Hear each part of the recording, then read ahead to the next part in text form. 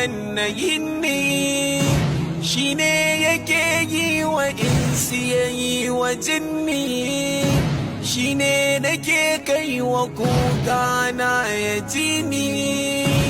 Yau ma shi na nufata zai taimake ni, bayan zuba da jinanan yan wani imani.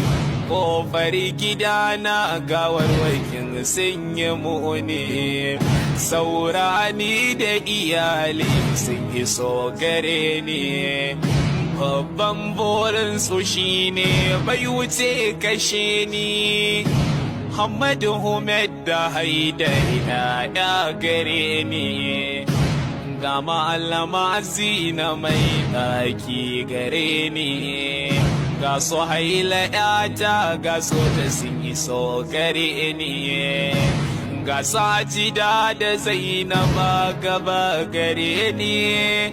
Suka buɗe wuta kaina suka dinga auni, da fara harbin Ahmad ya yi duba gare ni.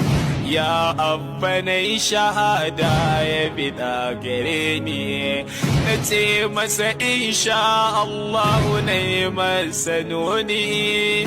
Bullet ya fasa kan Ahmadu mai yaƙi ne, ya faɗo cikin jini duka a gaba gare ni.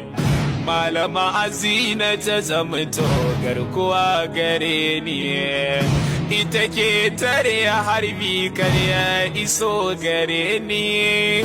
Harbin da sun kai mata tabbas ya yi muni, suka harbi cikinta da mararta mai yaƙi ne.